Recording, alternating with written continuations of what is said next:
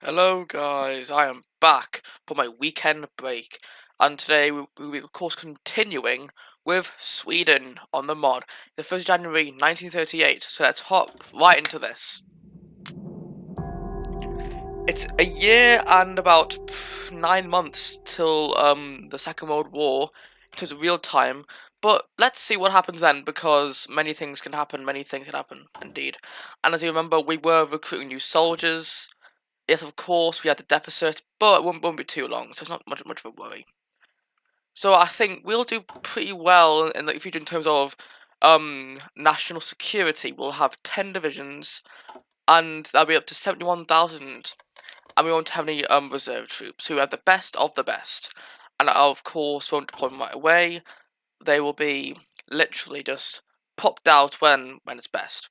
And hopefully by then already we're up to an acceptable deficit. Ah, good, more infantry equipment. I'll go a bit far to get the cheapest M/3739 machine gun. But in other news, oh wait, I'll get into that.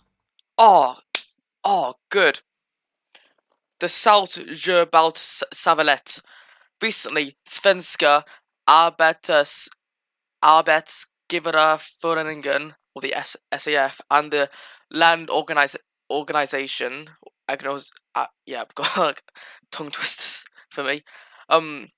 Svirig, or the LO, held a meeting in Salzgibaden to discuss solutions about the ongoing strikes that have been draining both sides for quite a while.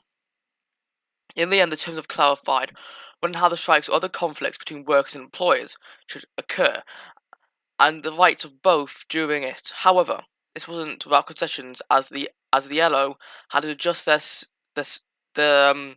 statutes.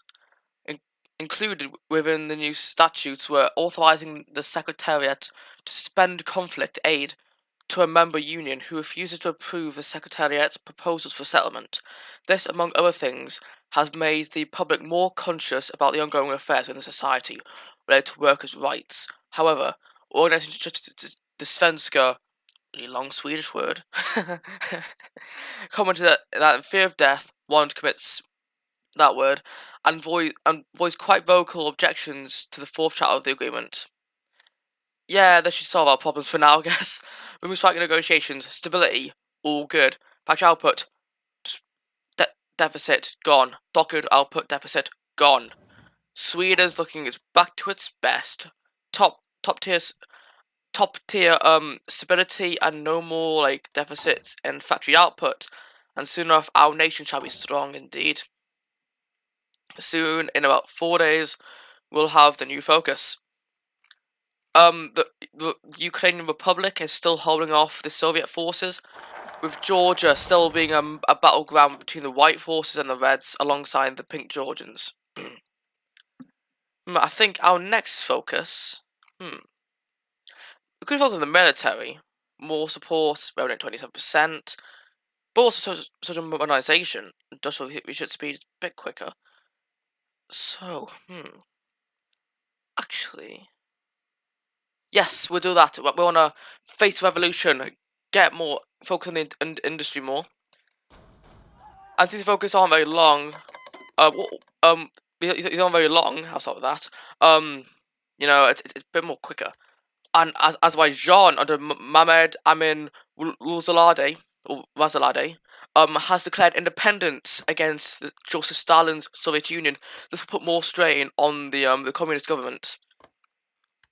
And Azerbaijan, along with Georgia, might gain independence. All the way in the Carpathian Mountains. I skipped that by accident, but it should not be nothing important. The Caucasus is a battleground between four factions, you could say. It's basically these three: the whites, the Azerbaijanis, and the Georgians against the Red Soviet Union. In Central Asia, the steppes, I think, it's the whites, the Uzbeks, and the Turkmens against the Soviets. And of course, in mainland Europe, it is the Ukrainians against the Soviets. And in the east, it's all white army, like past the Urals. So yeah, the Soviet Union is in complete chaos. Same with Spain, with Madrid still holding on. and the soldiers should be out decently soon, with 190 days till we eradicate that deficit. In terms of tanks, I mean, do we need anything? I think just for purposes of ensuring we have the ability to produce, we'll get some medium tanks. The medium tanks, in my opinion, can be very overpowered. That Germany save, I created the wing hussars. They were just too strong, way too strong, like stupidly powerful. So yeah, medium tanks are good, but some new developments. Kyrgyzstan is all on their own. Down here, facing the whites and the reds. So this will definitely add to the drama. Kyrgyzstan stays alone. I think it's Tajikistan is completely cut off from the rest of the Union. Oh, good, and the new focus is done. Great. God, I'm going through this pretty quickly. We're at 32% war support. That's what I like to see. More army experience and more coastal forts. So I definitely like that. I definitely like that indeed, because you know, coastal protection in case any force tries to get on me. Because we don't want that. We don't want to get naval invaded, of course. And I'll be right back for a water break. So maybe in a few months I will see ya. Right, guys, I'm back. It's about 2 months since we've since before my little water break, and there's been a lot of developments going on in the world in that short amount of time. It's been insane. Um, there's been quite a few offensives. Well, I'd say offensive. Quite a lot of like numerous attacks going on across the Soviet Union, or the former Soviet Union. The USSR has punctured throughout Ukraine, capturing Kherson, Mykolaiv, pushing down to Kryvyi Rih, Cherkasy, maybe down to Kiev. But the Ukrainians have encircled probably some Russian forces down here, Kursk, Mizya, Gomel, Chernigov, Shostka, and they've taken Rostov. So that's some major developments there. In addition, Dagestan has declared independence. Azerbaijan is still holding on, but Georgia is definitely on its final legs very quickly. And the nationalist forces, with a strong attack, have taken Madrid. It's been a pretty couple of months of really strong attacks. Kyrgyzstan as well has punctured through with Kizil Oda and Ayagus. But away from that, we have some more focuses to do. Yes, indeed. No passive defense. Anti-Soviet funds by 5% stability, 5% more support, and more factory output. My friend, we cannot do this just yet, because it's too early in the game. But I think, actually, we could wait for quite a bit. See, it's the unthinkable increase of war support by a hell of a lot. More democracy, more non-alignment. That requires one of the following. So yeah, these options look pretty good. I might not be able to get this. It requires unthinkable. We can go down this route. So I don't know if I should wait at all. I think I will. We might have to wait quite some time, I think, just so we can get what we need really. It takes 49 days, so hopefully by the end of 49 days, more events in the world put this in our favor. The only 100 days until the situation. Oh, some soldiers being recruited. That's good. Even more good. Yeah, it's not too long until the deficit is until an acceptable level, which I'm quite happy about. Only 600 guns in deficit, less than 100 days, which I'm really happy about, to be honest.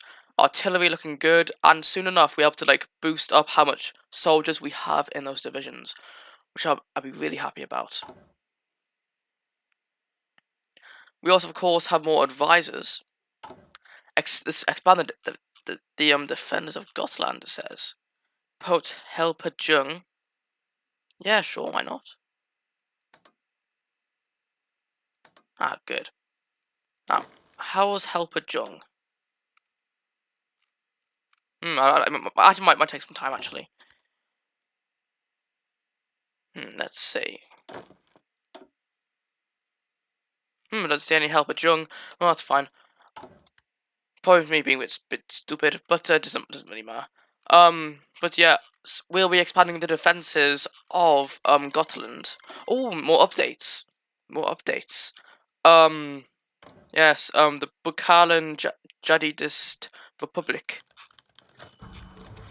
Oh, continuation of housing reform. Good.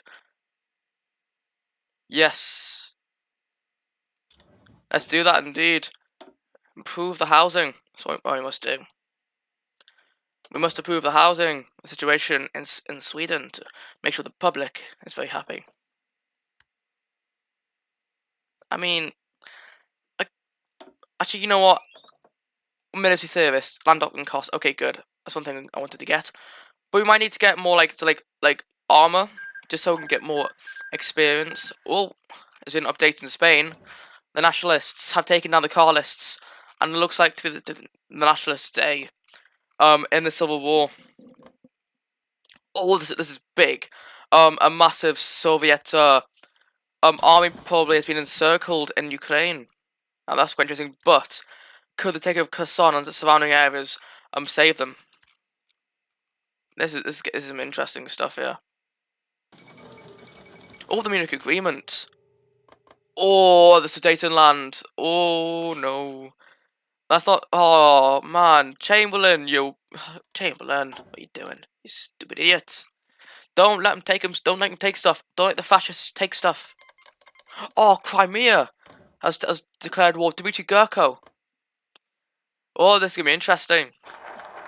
More enemies for the Soviets with a really depleted army. And yes, the focus has been done. This is a bit more difficult for us because we haven't much more viable options that can well, help us. I mean, I'd want to do this, the unthinkable, because it leads down to this, and this.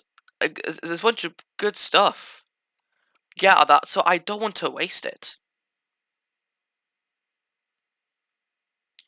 I mean, one of the following. Well, but that quite the unthinkable. So I'll definitely it quite one of the following. Actually, does it really matter? Well, I'm trying to consider this one. I mean, like Jesus, because this instability will support output. Let's decrease the political situation. But that quite very specific. Towards non-alignment. That requires one of the. Actually, I'll do that. I'll just no passive defense. I'll do that. I'm doing that one because it's definitely the best time to the time. In terms of time management, and we don't waste valuable time on focuses. And the gun situation's looking good, and this is looking interesting actually because Kirivoiri and this entire area of there's no like towns at all, and with Crimea. Have the Russian forces encircled on 3 areas, unless the Russians can save them by taking all of Crimea. The Soviets are in a really tough spot in this war. I don't see how they can combat it. Oh, also this Spirit of the Army. I'm not entirely sure, to be honest. I mean, more experienced game advisor cost, cavalry attack. We don't really focus on cavalry. Gain. Okay, I'll take officer corps. Doctrine cost much better. And we can get this as well, the Spirit of Division Command. Division Speed, less org when moving. Stack Defense, Entrenchment Speed. That can take a while though. More reconnaissance. Less training time, probably don't really need that. I'll go Flexible Organization for that speed. Finally, I'll wait for the armor. This will cost only 85. Oh, that's good, that's good. I like that. I like that a lot. Might play into 19 1939, to be honest. That's probably the year of big things to happen in the world. The Soviets might fall to numerous factions, and the provisional government will have to rebuild the former Soviet lands. Ah, good. The medium tank chassis has been built. Good. I'll focus on getting better guns as well. I want to get some motorized, but for now I'll focus on that kind of stuff. Okay. I'll get the small armaments for now, then we can probably upgrade it for later. I'm pretty. I don't know what to do. I'm not pretty good with doing this kind of stuff. See, like the turret isn't that good. Secondary turret. I'll probably Oh god.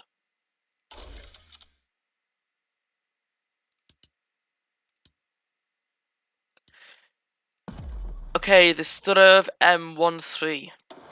I'll keep that there just in case, as a little it's just there. Oh, Georgia's dead. Okay, the Russian forces have been relieved in that area, but the whites have Grozny, and with the blues having Machkala and the greens having Baku and Ganya, or Ganja, I don't know. Oh, this ain't looking good for the Soviets though. Either way, up here, Moscow could be considered under risk from the Ukrainians with Orel being taken. And if these areas are relieved of any Soviet troops, the Ukrainian army can literally power throughout Russia and probably link with Dagestan if they reach Alistan just a bit further on. Looking pretty tough, but in our news, no passive defense. Yes, indeed. Keep the Nordic line and German non-aggression pact. I don't wanna kiss the arse of the Germans, the fascists. I want to keep the Nordic line. We want to align with the Nordic countries. They are our brothers, of course. We're the Nordic Brotherhood shall rise, of course.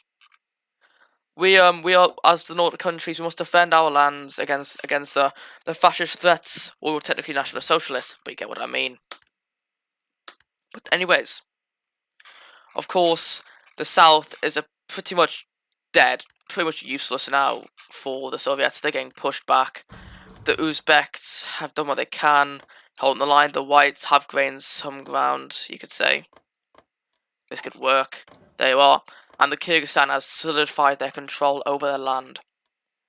Not looking good for the Soviets whatsoever. A civil war. Oh, they have 1964 troops. That's terrible. But the factories, though, the Russians, well, the Soviets still have the chance to outproduce them. That's the issue there. That's the big issue, unfortunately for them. That's their big problem. They just can't outproduce the Soviets. They have to get past the Ural Mountains soon, or else things might not go too well. But either way, down here, it ain't going down too well for them anyway. Kherson is the only last bastion of Soviet forces in Ukraine. But can Kerch be taken? Doesn't look like it. This war has been absolutely oh jeez. The Hispanic Alliance, President Valentin Miramon on Mexico's Partido Nacional Revolucionario has announced the formation of a new bloc of nations in the Western Hemisphere. The Hispanic Alliance has declared that left-wing agitation and foreign interference alike will be defeated by the forging of a ranchist alliance of autocratic strongmen who will reorder the region to create a strong counterweight to other factions. Good. Oh, I mean, I don't really involve the Germans at all. So, yep, there you are. The Hispanic Alliance against the Mexican junta. Actually, yes, of course, they took back. I think they took back Mexico City, so they did a little attack. Ooh, what development now? The nationalists against Azana's Spain, the capital in Sevilla. Looks pretty much game over now for Republican Spain. And in good news, the gun situation has been fixed. That's good. That's good. Oh no, this even more close to Moscow 521 divisions could just power through. The Russian forces will definitely be overstretched. And Hungary has joined the Axis powers. A lot of stuff has been happening, so sorry if I'm speaking too fast. But a lot of stuff has been happening. Kaluga could fall soon. Kaluga could fall soon. Under the Ukrainian forces. With the Ukrainian forces under the white banner. Moving through down to Smolensk and Rosovel. It looks the Russians are not playing very well at all. Oh, new event. The first Dakar Marvel, 1938. The first Decameron is upper house of the bicameral Riksdag of Sweden, and the result of the last election has shown itself within it. This will affect the stability of Sweden to maintain control of legislation, legislation, and more. We have more democracy in the nation. That's what I like to say. We don't want any authoritarian powers, or communist, fascist, or not even unaligned. We want a strong nation, of course, of democracy and equality for all. That's what we strive for. Well, Dagestan has fallen. The Caucasus is now fully, pretty much, in Soviet control. But can I say it like that? We'll never know for sure. Ooh, now that's interesting. The Soviets have advanced. I'll probably do the Scania Vabis motorized vehicle now. But yes, there's been quite a few advancements, but the land has been retaken. It's been a mess for this war for the Soviets. They look pretty done and dusted. The East is in chaos, with the West being all but done for. The Ukrainians have been pushing through endlessly. But that's maybe not over, because the Russian government still has Ukraine and Kyrgyzstan to face off. But I think the provisional Russians will win. Of course, right next to Shoshka, there's a battle, a circlement. And in other news, Jesus Christ, there's so much going on. The Armenians under Hovannes Kaczynumi has revolted against the Soviets. God, this war's been chaotic. Chaotic as hell, as I do say so myself. Oh, Brazil has joined. God damn it. This has been an episode of news. News. Like, God. It's been exciting. I'm trying to keep up. Can I keep up with this kind of stuff? Because, blimey, it's been absolutely mental. Because, like, it's just so much stuff going on. It's so cool, though. So cool that all this has been happening. I've never had this in a Hoi4 game before. Like, but my experience was really good for me. Ah, the Nordics online. Now, face the revolution. More factory output and construction speed. That's what I like to see. And more army experience. Absolutely fantastic. And now we can do the armor. Terms of navy, commerce rating. We now up that a bit. Oh, the Svensk Socialistisk Samling. With recent failures to gain popularity, the NSAP has decided to change their appearance to the common man rebrand the political party, taking distance from their former inspiration from the National Socialist. I think it's National Socialists.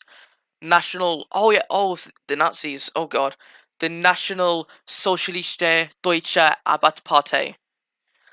They have decided to rename the party the Svensk Socialist Samling, the SSS, the SSS. Still to most, they're more commonly referred as the Lindholmarna, party leader Sven Olof Lindholm. Yep, this is a changed name, the SSS. But that does not matter because they won't be doing anything more. And of course, this sways the Germans. Get out of here, boy. Get out. Don't want any fascist influence here. That's why we don't want that. We're in a strong democratic country. But I've got to give this to Ukraine, though. They've done so well. They've pushed so far. They've definitely given themselves a really good hand in future conflicts. They've proved themselves well, I'd say. But today has been a lot of talk indeed. So I think by the end of the... Portuguese Civil War, that's interesting. But as I was saying, by the end of the year, I will be finishing this video. Because we don't get this too long, don't we? But you know what? Today I've had a lot of fun. Like with this episode, there's been a lot of stuff going on. We've built up the military to 10 divisions, and of course, like recovering this has been absolutely mental. Let's be honest. Like Jesus Christ, this war. The Soviets still have the industrial heartland, but it looks very dire for them, I'd say. Yeah. But in other news, the Dom Duarte Nuno, the Kingdom of Portugal, has pretty much declared war on the Greater Portugal under Francisco de Barcelos Raio Preto, the fascist militia leader of Portugal. Let's see who wins. I hope the monarchy wins, as that is better than some fascist scum of the MNS. That's what I believe. You could think more, but as Sweden, we do not accept authoritarianism. But unfortunately, in mainland Europe, there has been catastrophic incidents with only Slovakia remaining of the former Czechoslovak Republic. It's dark days in Europe, so to say so myself. Dark days indeed. But we can look here though. Under Kost Levitsky, the Soviets under communism have been pushed back to death's door, and that is what I'm really happy about. It's the last month of the year, nearly 1939, a year of judgment, you could say, where we all know the fate of Europe from there on. But of course, there's another revolt in the Soviets. Of course, there was Uki Weiner. I don't know how to pronounce that Swedish name, not a Swedish, Finnish name, but the Karelians have declared war on the Soviets in the capital of Petrovodsk. They have the ability to push down south and claim Tikhvin, Volgograd, Volkov and Leningrad for themselves, which will severely hamper Soviet opportunities all across the nation. They pretty much passed too as well, the Ukrainians. It's been a very tough war in general. And you might see this as a bit of a stupid move, but I will increase the division size to a 8-1. May not like it, but it will of course increase the army size and make them a bit more effective.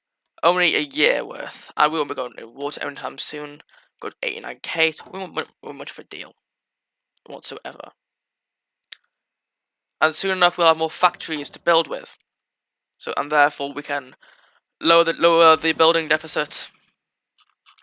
And as expected, the Karelians under the White Banner have pushed through, with the Belarusian front to become a stalemate. Face Revolution, 20th of December. This is a turning point for the Swedish nation. War support very high, 42%. The people are ready, and we've caught in the anti-communist volunteers. There's too many communist threats out there. We'll need to properly secure that there are enough volunteers that can aid us face this threat. Definitely mobilization speed good, and more population recruitment. That's what we need, and that's a good end to the year, guys. So, as the year ends, I hope you guys enjoyed today's episode, and if you did, please like and subscribe for more videos just like this one, and I shall see you guys next time for maybe a Sweden Part 4. Goodbye.